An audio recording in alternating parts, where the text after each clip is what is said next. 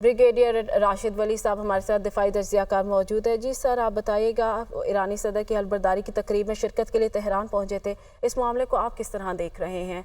Iran की सरजमीन पर उनकी शहादत हुई। जी, ये एक अहम पेशरफ्त है और माजी में भी ईरान में आपने देखा होगा कि इजराइल ने कुछ साइंसदान थे उनको भी टारगेट किया और असैसिनेशंस का उनका एक इंटेलिजेंस बेस्ड ऑपरेशंस के जरिए एक टिपिकल उनका ये स्ट्रेटजी होती है। और क्योंकि इस वक्त वो एक हालत जंग में है तो हमास के जो सरबराह हैं वो एक्सपेक्टेड था इस किस्म की कार्रवाई उनके खिलाफ होना, मगर ये बहुत बदकिस्मती है कि एक दूसरे मुल्क की सरजमीन को इस्तेमाल करते हुए एक मुल्क ये कार्रवाई करे। और अगर इससे जो खित्ते में अमन की कोशिशें हो रही हैं, सीज फायर की जो एक प्रोसेस चल रहा था कायरो में, उसको बड़ा धचका लगेगा। और नेतन्याहू और उसके कुछ फार राइट हवारी जो हैं, ये बिल्कुल उनकी जो एक हिकमत अमली है ये इसमें खेलने के मुतरादिफ है, क्योंकि वो हिकमत अमली के मुताबिक जंग को वो एक्सपेंड करना चाहते हैं। वो चाहते हैं कि जितना ये जंग का फैलाव होगा उतना उनका जो सियासी फायदा भी उनको हासिल होगा, क्योंकि डोमेस्टिकली भी वो अंडर बहुत प्रेशर हैं। और इसराइल के अंदर से आवाज़ें उठ रही हैं कि हमारे जो प्रिजनर्स हैं उनको वापस लाया जाए और इस जंग को ख़त्म किया जाए। मगर लगता ऐसे है कि जो फार राइट है वो प्रिवेल किया है और इस्माइल हनिया साहब की ये जो शहादत हुई है, अब इसका रिएक्शन अगर आया तो उसका एक मजीद काउंटर रिएक्शन होगा। तो रिएक्शन काउंटर रिएक्शन का जो साइकिल है वो स्पाइरल करता रहेगा, जंग के शोले बढ़ते रहेंगे। अब वो हिजबुल्लाह और लेबनान उसकी तरफ भी ये जंग की शिद्दत जा सकती है। और ऐसा हुआ तो ये अगर ये ब्रॉडन हुआ कॉन्फ्लिक्ट तो वो उसका किसी और को फायदा नहीं होगा सिवाय इजराइल के, क्योंकि पूरी दुनिया भी उसको मताउन कर रही है और चाहती है कि जंग फौरन खत्म हो, क्योंकि उस वक्त गाजा के हालात बहुत दगरगू हैं। वहाँ तो एक ह्यूमैनिटेरियन क्राइसिस जन्म ले चुका है और सबसे ज्यादा जो अफेक्टेड हैं वो फलस्तीनी बच्चे, खवातीन, बीमार और बुजुर्ग हैं। तो और इस असैसिनेशन से मजीद जो कशीदगी है वो बढ़ेगी। और ईरानियंस अभी उनका रिएक्शन देखते हैं कि वो किस तरह आएगा, क्योंकि ईरानियन जो मेन सपोर्टर हैं हिजबुल्लाह के और हमास के, अगर उनकी तरफ से कोई इस किस्म का रिएक्शन आया और उसको फिर जो खलीफ ममालिक हैं इजराइल के उनकी तरफ से ईरान के खिलाफ कोई एक्शन लिया गया तो फिर ये एक बहुत सीरियस डेवलपमेंट हो सकती है मशरिक़ वस्ता में। जी सर, इस्माइल हानिया फ़लस्तीन के साबिक वज़ीर आज़म और हमास के मौजूदा सरबराह थे। अब आप इन टर्म्स को रिएक्शन, एक काउंटर रिएक्शन को किस तरह देख रहे हैं? क्या आगे से ईरान की तरफ से रिएक्शन आ सकता है या ईरान की सरजमीन पे उनकी शहादत हुई है? देखिए, ईरान का भी रिएक्शन तो मेजर्ड होगा, क्योंकि वो इस किस्म की जो चीज़ें होती हैं वो इसी तरीके से उसको रिएक्ट किया जाता है कि जैसे कि ये हुआ है। अगर कोई तो इजराइल के एंड पे कोई असैसिनेशन हुई और उसको मजीद बहुत शिद्दत के साथ वो रिएक्ट करेगा, जैसे कि उसने रिएक्ट किया था अपना इनिशियल अटैक्स को। और उसके बाद हिजबुल्लाह जो इजराइल के खिलाफ इस वक्त नबर्द आजमा है, उसको ईरान की मुआवनत हासिल है। अगर उन्होंने कोई कार्रवाई में शिद्दत पैदा की और मजीद वो ये जंग के जो शोले हैं ये बैरूत की तरफ भी जा सकते हैं। और उसके बाद जो दीगर ममालिक हैं, यमन है, वो भी जंग में कूद सकता है। तो इससे जो अमन की कोशिशें हैं उसको ये यकीनन एक धचका लगा है। जी राशिद सर, ये भी देखिए, ईरानी सदर की हलफबरदारी की तकरीब में शिरकत के बाद ऐसे रहनुमा को शहीद कर देना सिक्योरिटी की नाकामी नहीं जो पहले ही टारगेट पर हो? जी बिल्कुल है, और ये बहुत बड़ी वल्नरेबिलिटी होती है। ईरान को नेचुरली वो देख रहे होंगे इसको कि ये कितनी बड़ी नाकामी है हिफाजत करना किसी गेस्ट की जो हलफबरदारी की तकरीब में आया। बट जैसे मैंने बताया कि ईरानियन सॉइल पे तो वो खुद भी टारगेट रहे हैं इस तरह की कार्रवाइयों के।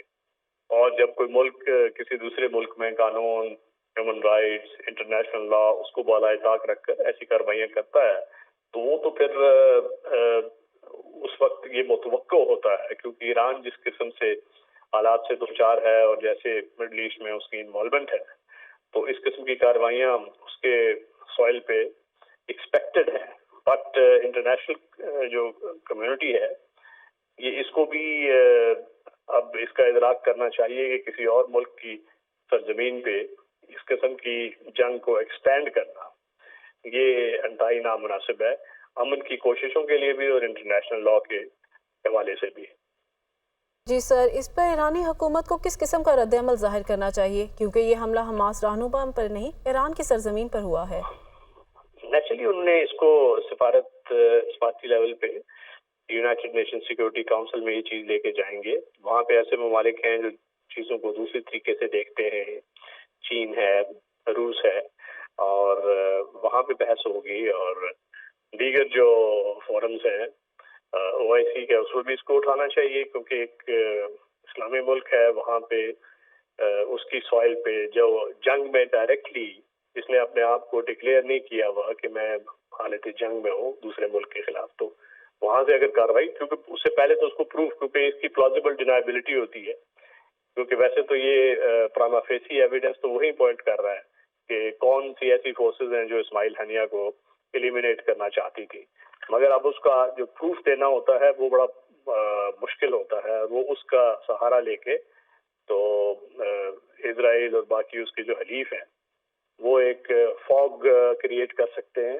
جس کا فائدہ پھر اسرائیل کو بھی ہو سکتا ہے۔ تو یہ اسی طرح کا پھر جو جس طرح ہے کہ یہ ایک ریئیکشن ہوتا ہے، اسی طرح کا کوورٹ ریئیکشن ہوتا ہے، اور اصل میں جو لوگ ہیں بیچارے جو کہ غزہ کے مکین ہیں، جو جنگ کے شعلوں میں اس وقت لپٹے ہوئے ہیں، ان کی لائف مزید مشکل ہوتی ہے۔ بہت شکریہ سر۔ دفاعی تجزیہ کار راشد ولی ہمارے ساتھ موجود رہیے گا۔ آگے ہمیں کیا ہے ڈاکٹر قمر چیمہ نے، تجزیہ کار۔ جی سر، آپ نے ہمیں جوائن کیا، آپ اس معاملے کو کس طرح دیکھتے ہیں؟ ایرانی سرزمین پر رہنما کو شہید کیا گیا ہے، ایران کی جانب سے کیا رد عمل ظاہر ہونا چاہیے اب؟ بہت شکریہ جی۔ دیکھیں، یہ پہلی بات تو یہ ہے کہ یہ ایک بہت بڑی بریچ آف سیکیورٹی ہے ایران کی حکومت کی طرف سے، کیونکہ وہ ایران کے مہمان تھے، اور اس دن ان کو جو اسیسینیٹ کیا گیا ہے، جس دن ایران کے صدر جو ہے وہ اوتھ لے رہے ہیں، اور آپ کو پتہ ہے کہ اس بات میں بھی بہت ساری ابھی چیزیں کلیئر نہیں ہیں کہ ایران کے صدر، جو سابق صدر جو تھے، ان کی جو ہیلی کاپٹر کیسے گرا اور کیا ہوا، اس پہ بھی بہت سارے لوگوں کو ابھی پوری انڈرسٹینڈنگ اینڈ کلیئرٹی نہیں تھی کہ یہ واقعہ۔ اور آپ کو پتہ ہے کہ کل اوتھ لینے میں دنیا کے بہت بڑے رہنما وہاں آئے ہوئے تھے، سو اٹ مینس کہ ایران کا اپنے ملک میں وہ کنٹرول نہیں رہا۔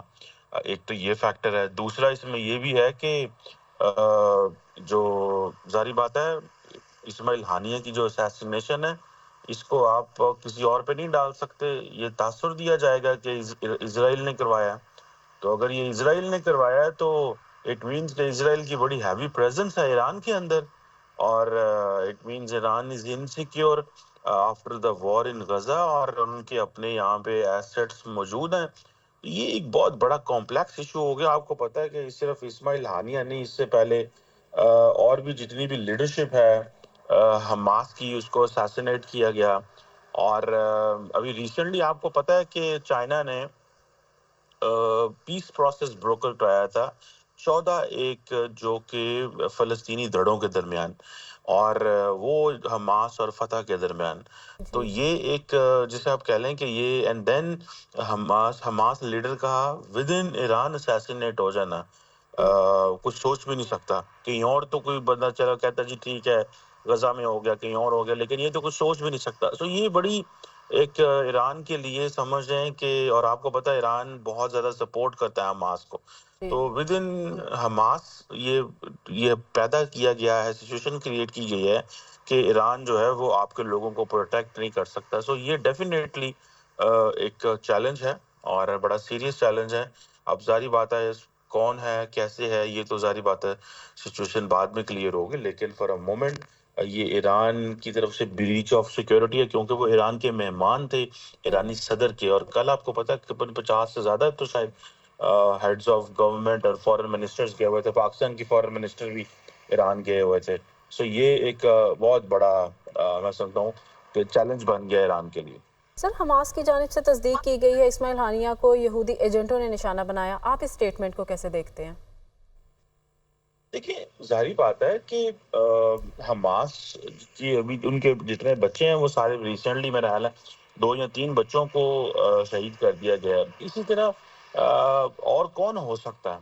دیکھیے حماس کے لیڈر اسماعیل ہانیہ کا کون دشمن ہو سکتا ہے؟ ظاہری بات ہے جس کے خلاف وہ اسٹرگل کر رہے ہیں، لیکن اصل چیز یہ ہے کہ ایران تو ان جی کا فرینڈلی ڈاکٹر کنٹری قمر ہے۔ چیمہ صاحب، آپ ہمارے ساتھ ہی موجود رہیے گا۔ عبدالباسط سابق سفیر نے ہمیں جوائن کیا ہے۔ جی سر، آپ نے آج صبح یہ خبر دیکھی، ایرانی صدر کی حلف برداری کی تقریب میں شرکت کے بعد ایسے رہنما کو شہید کر دینا سیکیورٹی کی ناکامی نہیں جو پہلے ہی ٹارگٹ پر ہوں؟ جی بالکل، اور یہ کافی امبیرسنگ ہے ایران کے لیے میں سمجھتا ہوں، کیونکہ وہ اس طرح آپ نے بالکل درست فرمایا، تقریب حلف برداری میں گئے ہوئے تھے اور جو سیکیورٹی کا سارا ذمہ تھا وہ ایران کا تھا، تو ایران کے لیے ایک امبیرسنگ سچویشن تو کریٹ ہوئی ہے۔ اب سوال یہ پیدا ہوتا ہے کہ اس پہ کیا ریئیکشن آتا ہے۔ ایران براہ راست اسرائیل کو، کہ اسرائیل نے اس کو کہا تو ہے کہ ہمارا کوئی ہاتھ نہیں ہے، لیکن یہ تو بہرحال انہوں نے کہنا ہی تھا۔ اب سوال یہ پیدا ہوتا ہے کہ اسرائیل براہ راست اب ریئیکشن دیتا ہے یا حماس کے تھرو، حزب اللہ، ہوتیز اور اسلامک جہاد، ان کے تھرو سچویشن ایسکلیٹ ہوتی ہے۔ تو یہ کافی سنگین ڈیولپمنٹ ہے اور میرا نہیں خیال کہ ایران اس کو اس طرح جانے دے گا، اور اس سے یہ بھی خطرہ ہے کہ وار تھیٹر جو ہے وہ ایکسپینڈ ہو، جو کہ نتن یاہو چاہتے ہیں کہ یہ وار ایک پرولونگ بھی ہو اور اس کا تھیٹر بھی ایکسپینڈ ہو، تاکہ کسی طریقے سے امریکہ کو اس میں انوالو کیا جا سکے، اور جو سیز فائر کی بات ہے، کیونکہ زائنزم کا جو ایجنڈا ہے نا اس کے بالکل مطابق ہے یہ، کہ ایک لحاظ سے وہ چاہتے ہیں کہ تمام فلسطینی جو ہیں اپنی آکوپائنگ لینڈ سے نکلیں اور یہ سارا علاقہ جو ہے وہ یہودیوں کے لیے موجود ہو۔ تو یہ ایک بڑی گیم ہے، اور لیکن اسرائیل کو یہ بات آئی تھنک ان کو جان لینی چاہیے کہ افراد کے آنے جانے سے نہ حماس کو کوئی فرق پڑے گا، نہ اسلامک جہاد کو کوئی فرق پڑے گا، نہ حزب اللہ کو کوئی فرق پڑے گا۔ یہ ایک جدوجہد ہے جو جاری رہے گی، اور لیکن بہرحال یہ ایک سچویشن ہے، بڑی سیریس سچویشن ہے ایران کے لیے میں سمجھتا ہوں خاص طور پر، اور ایران اب کس طرح ریئیکٹ کرتا ہے۔ دوسری طرف عرب دنیا کا کیا ریئیکشن آتا ہے، قطر کی جانب سے کیا ریئیکشن آتا ہے، یہ بھی امپورٹنٹ ہے، کیونکہ بعض جو ہمارے عرب دنیا ہے وہ بھی کوئی حماس کو کوئی اچھی نظر سے نہیں دیکھتے تھے، ان کے مثبت رویے نہیں تھے، لیکن بہرحال یہ ایک جدوجہد ہے اور یہ چلتی ہی رہے گی، لیکن ایران کا ریئیکشن اب دیکھنا ہے کیا ہوتا ہے۔ اور سر حماس کی تصدیق کے مطابق یہ بھی کہا گیا ہے کہ اسماعیل ہانیہ کو یہودی ایجنٹوں نے نشانہ بنایا، اس سٹیٹمنٹ پہ آپ کا کیا کہنا ہے؟ بالکل ٹھیک، بالکل صحیح ہے یہ، اور جس طرح یہ تو اس میں اسرائیل کا ہی ہاتھ ہے، اس میں تو کسی کو کوئی شک ہی نہیں ہونا چاہیے۔ اس سے پہلے اسرائیل کے بہت سے فیملی ممبرز کو بھی شہید کیا گیا، ہم نے دیکھا، اس وقت بھی دیکھیے آپ 40,000 کے قریب بچوں کو مارا گیا، فلسطینی انوسنٹ لوگوں کو مارا گیا۔ تو اسرائیل اس وقت ایک ایسی ریاست ہے جو بالکل دہشت گردی پہ اتر آئی ہے، اور دنیا کو اس کا نوٹس لینا پڑے گا، ادروائز تو یہ صورتحال بہت ہی ایسکلیٹ ہو جائے گی اور کسی لیے بھی اس کی خیر کی خبر نہیں ہے۔ تو میں یہ سمجھتا ہوں کہ 2 ہی ایشوز اس وقت چل رہے ہیں دنیا میں، ایک فلسطین کا ہے اور ایک کشمیر کا ہے، اور دونوں میں بھارت اور فلسطین، اسرائیل انوالوڈ ہیں۔ یہ 2 ایسے ایشوز ہیں جو کسی وقت بھی خدا نہ خاصا صورتحال بہت سنگین ہو سکتی ہے۔ تو اسماعیل ہانیہ کی جو شہادت ہے وہ میرے خیال میں رائے گاہ نہیں جائے گی، اور اس میں جدوجہد میں ایک نئی روح پھونکے گی یہ ساری چیز۔ اب دیکھنا یہی ہے کہ اسرائیل اس پہ کس طرح ریئیکٹ کرتا ہے۔ اس سے تو ٹرمز بھی خراب ہوں گے، کاؤنٹر ریئیکشن کا کیا آپ کے مطابق کیا کاؤنٹر ریئیکشن آ سکتا ہے؟ دیکھیے میرا اپنا خیال یہ ہے کہ اسرائیل براہ راست ریئیکٹ کرنے کی، شاید حزب اللہ اس پہ ریئیکٹ کرے، اور حماس کی جانب سے ریئیکشن تھوڑا سا مشکل ہوگا، کیونکہ اس وقت جتنی پابندیاں اور جس طرح انسرکل کیا ہوا ہے حماس کو، وہاں ان کے لیے ان کے پاس جو ملٹری اکوپمنٹ ہے یا جو ریئیکشن کے لیے ضروری ویئر ضروری ہوتا ہے وہ شاید اب اس طرح نہیں ہے۔ لیکن حزب اللہ ایک بہت بڑی پاور ہے لیبنان میں، اور اسرائیل کو اس بات کا ادراک ہے، کیونکہ وہ تل ابیب کو ڈائریکٹ براہ راست نشانہ بھی بنا سکتے ہیں۔ تو میرا اپنا خیال یہ ہے کہ حزب اللہ हुतीज, ये जो दो फोर्सेस हैं, इनकी जानिब से हम देखेंगे कि एक सख्त रिएक्शन इसराइल के खिलाफ आएगा, और कमर्शियल जो ट्रैफिक है खास तौर पे स्ट्रेट ऑफ हॉर्मुज में, उसमें भी थोड़ी हमें एस्केलेशन नजर आएगी। और फिर इसराइल ईरान भी अपने जो स्कोर है, क्योंकि देखिए ना, ये ईरान, जैसे मैंने पहले कहा, ये ईरान में हुआ है और ये बड़ा सीरियस है मामला, तो इस ईरान भी कोवर्टली कोई ना कोई एक्शन लेगा इसराइल के खिलाफ। वो ओवर्ट नहीं होगा बट कोवर्ट जरूर कहीं ना कहीं होगा। वैसे आपके ख्याल से ईरानी हुकूमत को किस तरह का रद्द-ए-अमल जाहिर करना चाहिए?